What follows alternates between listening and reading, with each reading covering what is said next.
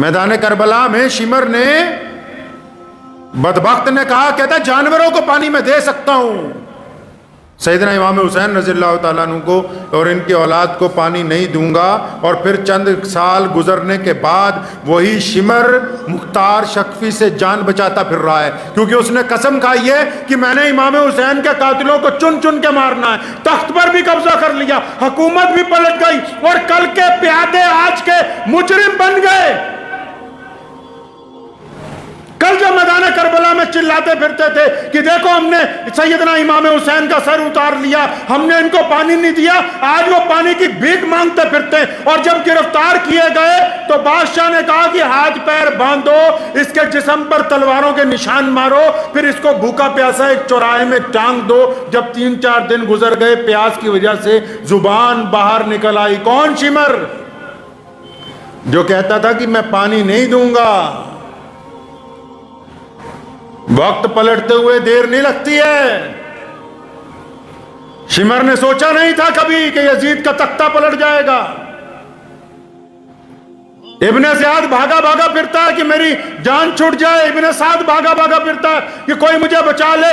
ابن زیاد کی گردن اسی محل میں، اسی تشت میں، اسی تاریخ کو اسی وقت مختار شکوی کے سامنے پیش کی گئی جس تاریخ میں اس نے سیدنا امام حسین رضی اللہ تعالیٰ عنہ کا سر اتارا تھا۔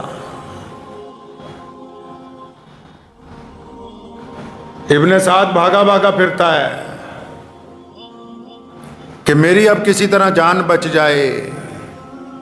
یزید نے، زیاد نے، شمر نے، انہوں نے یہ سوچا کہ اب تو ہم نے قبضہ کر لیا حکومت پر، اب محمد رسول اللہ کے دیوانے کہاں ہوں گے؟ اب تو اہل بیت کا خاتمہ ہو گیا، بس ایک بچے ہیں امام زین العابدین جو بیمار ہیں، چلے گئے چپ چاپ مدینہ منورہ کی طرف، اب تو ہمارا قبضہ ہو گیا، گنڈا گردی کرتے پھریں گے۔ لیکن اللہ نے جو رسی ڈھیلی چھوڑی ہوئی تھی، جس دن اس رسی کو کھینچا، نہ زمین ان کے ساتھ رہی، نہ تخت ان کے ساتھ رہا، نہ فوجیں ان کے ساتھ رہی، نہ سپاہی ان کے ساتھ رہے۔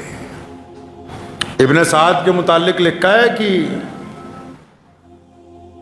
مختار شکفی جو تھا، جس نے تخت پہ قبضہ کر لیا، جس نے حضرت امام حسین رضی اللہ تعالیٰ عنہ اور اہل بیت کی شہادت کا بدلہ لیا، تو وہ اور ابن سعد پرانے دوست بھی تھے۔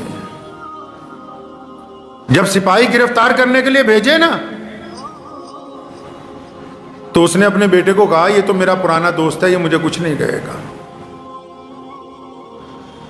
تو اس نے بیٹے کو بلوایا، مختار شکفی نے ابن سعد کے، کہ تمہارا ابا کہاں ہے، باپ کہاں ہے تمہارا؟ تو کہنے لگا ابا جی تو اب گھر میں رہتے ہیں، اللہ اللہ کرتے ہیں، اب وہ کوئی دنیا کے معاملات میں گورنر کل کا، اب جان بچانے کے لیے کیا کہہ رہا ہے جی میں تو گھر میں گھس کے اللہ اللہ کر رہا ہوں۔ فرمایا اچھا اب گھر میں ہی رہنے لگا؟ کہ ہاں جی اب تو وہ سارا دن نماز عبادت روزے میں لگے رہتے ہیں، وہ کسی سے کوئی مطلب نہیں۔ فرمایا اسے بلاؤ۔ تو جب پیغام بھیجا تو اس نے جواب دیا کہ میں بیمار ہوں، آ نہیں سکتا۔ فرمایا اچھا تو اگر نہیں آ سکتا ہم تو وہاں آ سکتے ہیں نا۔ سپاہیوں کو بھیجا، کہنے لگا زندہ نہیں لانا، گردن اتار کے لانا۔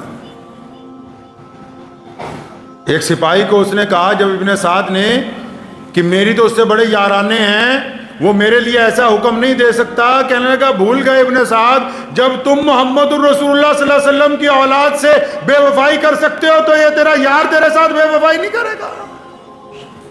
میں مانتا ہوں آخرت میں سزائیں ملنی ہیں، میرا ایمان ہے اس بات پر کہ مرنے کے بعد سوال جواب ہوگا، ہم اس بات پر یقین رکھتے ہیں کہ جہنم کے اندر بھی جانا پڑ سکتا ہے، قیامت والے دن ترازو میزان کا لگایا جائے گا، لیکن میرے اللہ نے کہا کہ کچھ گناہ ایسے ہیں جن کی سزا دنیا میں مرنے سے پہلے دی جاتی ہے تاکہ دنیا والوں کو پتہ لگ جائے کہ یہ فلاں آدمی انسانیت کا غدار تھا، فلاں آدمی خدا کا غدار تھا۔ اس کو دنیا کے اندر بھی عبرت کا نشان بنایا جاتا ہے، آخرت کے اندر بھی عبرت کا نشان بنایا جائے گا۔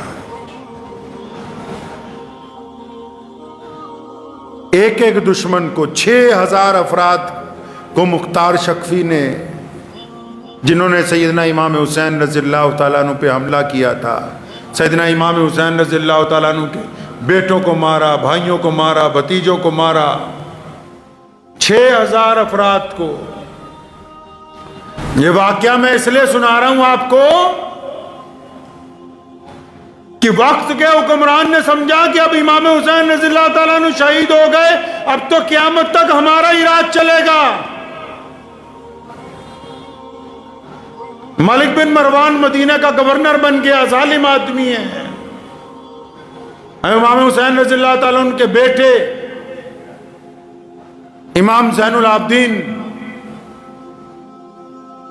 جب مدینہ منورہ پہنچے تو مکے کے گورنر کو، اس مدینہ کے گورنر کو اس بات کی چڑ ہو گئی کہ جو پوری دنیا سے حاجی آتے ہیں، لوگ سلام پیش کرنے آتے ہیں، وہ میرے دربار میں کم ملنے کے لیے آتے ہیں، یہ مدینہ سے چند کلومیٹر دور جو امام زین العابدین نے جھونپڑی ڈال لی وہاں زیادہ جاتے ہیں۔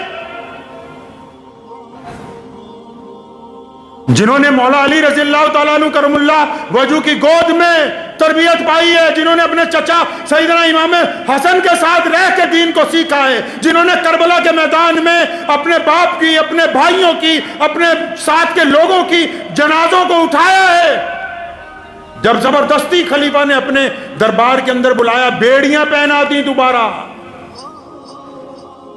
دوبارہ بیڑیاں پہنا دی۔ ظلم کم نہیں کیا منافقوں نے۔ ایک بات بتاؤں تمہیں مسلمانوں، دنیا کے اندر کوئی طاقت ہی نہیں ایسی جو اسلام کو کہیں شکست دے سکے۔ مسلمانوں نے ہی اسلام کو جب نقصان پہنچایا تبھی یہ لشکر رکا ہے، ورنہ کائنات میں کوئی ایسی طاقت نہیں آئی آج تک۔